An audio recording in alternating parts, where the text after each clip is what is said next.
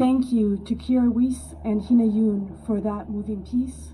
Kira Weiss is a cellist, PhD student, and Hina Yoon is a composer and PhD candidate in music at UCSB. We really thank them for starting this vigil with this beautiful composition. We would like to welcome you and thank you for joining us for Memorial Walk and Vigil in commemoration of the 5-year anniversary of the May tragedy, which has so deeply affected and impacted our beloved community.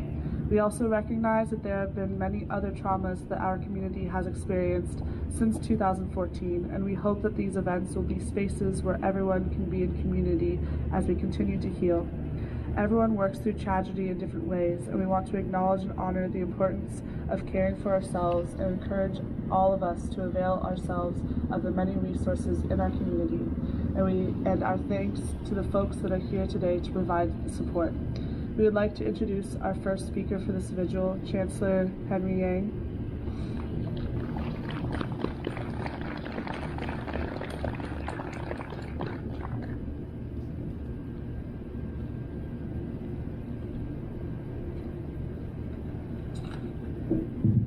Good evening. What a heartfelt turnout among our students, our staff, and our colleagues, professors, and our community members.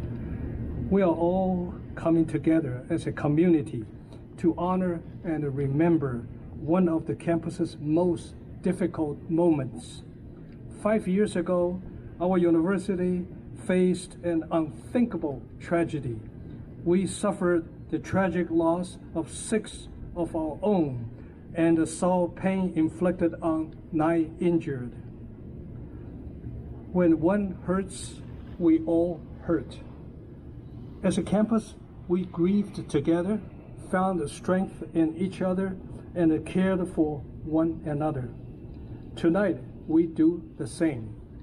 We gather as a family, united in spirit, to uphold and celebrate the beauty and influence of the young lives of George Chan, Catherine Cooper, James Hong, Christopher Michaels Martinez, David Wong, and Veronica Weiss. As we hold their memories close, we also collectively wrap our arms around their parents who are here with us tonight. Our hearts are with Johnny Chan and Kelly Wang, whose son, George, was smart and sweet, with ambitions to become an engineer. Kelly and Dan Cooper, whose daughter, Katie, dreamed of one day becoming a museum curator. And Richard Martinez, whose son, Chris, was well-traveled, studious, and an avid reader who was studying English. We care deeply for each of you and hold you dearly in our thoughts today and always. Each of these 6 students were shining stars, beaming with the same brilliance and warmth like the candles among us. They were students of great character. They exuded qualities that are impossible to forget: kindness, passion, intelligence, humor, and ambition. Their time was short, but their impact was forever. We all still shaken by their loss, but also emboldened by our memories of them to live more fully. I would like to take this opportunity to thank our associated students for their leadership in organizing this occasion for commemoration and reflection. Thank you.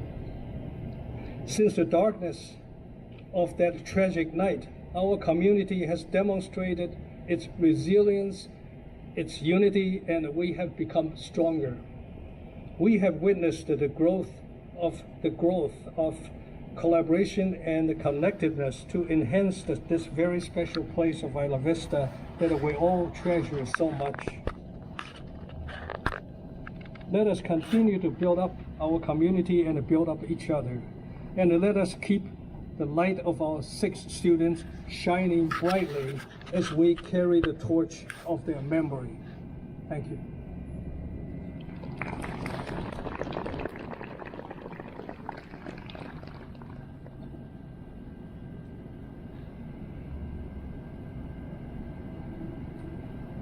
Thank you very much, Chancellor Yang. Next, we would like to welcome Ariel Brunei, who will be our next speaker tonight. Ariel?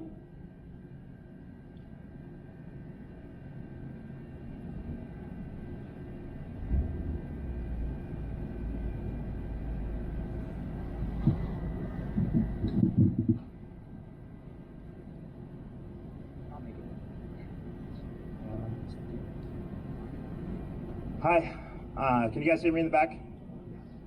Good? Awesome. Okay. My name is Ariel Brunei with the UCSB Police Department. One second. Thank you. In the spirit of honesty, when I was asked to do this, I immediately felt the weight and the gravity of it, and I was a little bit hesitant. And so I started to talk to a lot of you about where would I even begin to approach a subject this heavy. So many people have so many impactful stories, and I didn't want to sell anyone short. And to my surprise, every single person I talked to said the exact same thing. And they said, just tell your story and leave space for others to tell theirs. And my story is a little weird, but that's what my community asked me to do, so that's what I'm gonna do. So this is my story.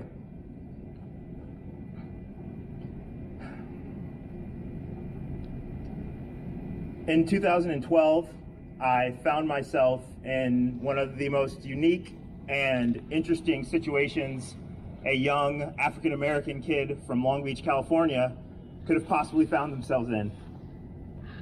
I was an art major at UCSB. I was a working YouTube personality, and I was working for a police department all at the same time. I was a community service officer, and even I admit my life was very confusing. So I made my last YouTube video, I presented in my last art show, and I graduated from UCSB. I had two options after college. I could move back in with my parents, or I could stay in Santa Barbara and work at the Bacara Resort.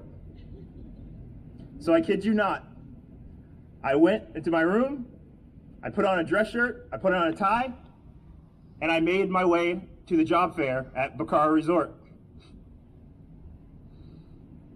On my way there, I ran into the chief of police of the UCSB Police Department, and he said, "Ariel, you're all dressed up. You look very nice. Where are you going?" And I said, "Sir, I'm on my way to a job fair for a hotel." And he looked at me and he said, "Don't go to that, and come talk to me in a week."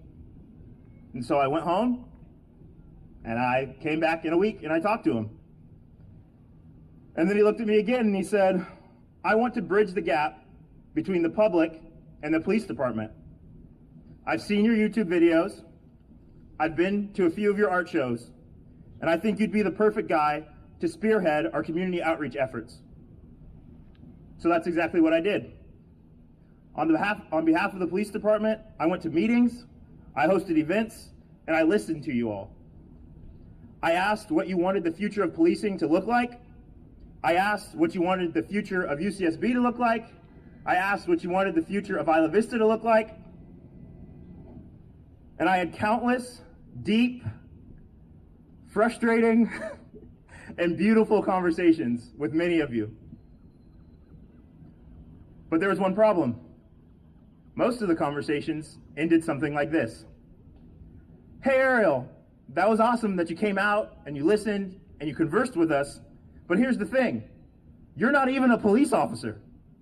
So it's great that you're here and it's great that they sent you, but you don't represent the opinion of any of your coworkers."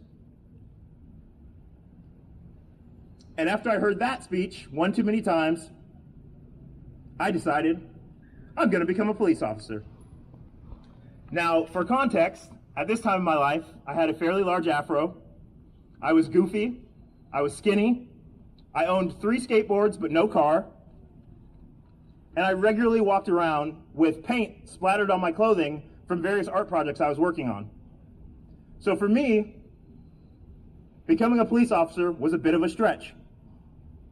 My own mother was asked what she thought about me becoming a police officer, and she said, "I don't think he can do it. I think he's too nice." And so I turned to my sister and I said, "Well, what do you think?" And she said, "I think Mom's right." So I shaved my head. I started working out 2 to 3 times a day. I ate steak and eggs and avocado for 2 to 3 meals a day. It looked like every single training montage in every movie you've ever seen. And I started telling the police officers that I knew that I was going to become a police officer. And some of them laughed. Most of them were just surprised. But one of them said, "Okay, you should come on a ride along with me." So we looked at our schedules. We worked it out.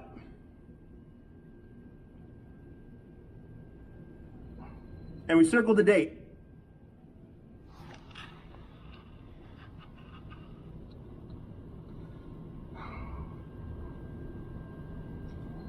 May 23rd, 2014.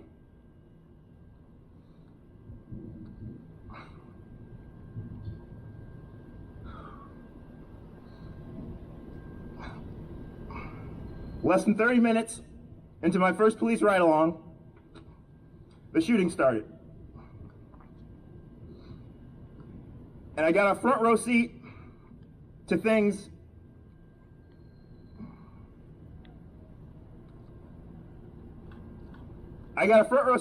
that no one should ever have to see. And here I stand, 5 years later, now an officer myself, thinking back to that moment, and thinking back to the hundreds and thousands and millions and billions of moments that we all shared as a community in the aftermath. And believe me, I could say many things, but I'll just say one. Take note to how this community responded. We used art and protest and therapy and faith and food and tears and research and collaboration and passion and planning in order to heal and to protect and to overcome. It was exemplary. It was astonishing. And it was, and it is, an honor and a privilege to be counted as even a small piece of this community. Isla Vista, you are the template. You are a gift, and we love you. Your police department loves you. So moving forward, expect the artists to be one with the police department. Expect the pastors to be one with the protesters. And expect those that were lost to be remembered forever. Thank you.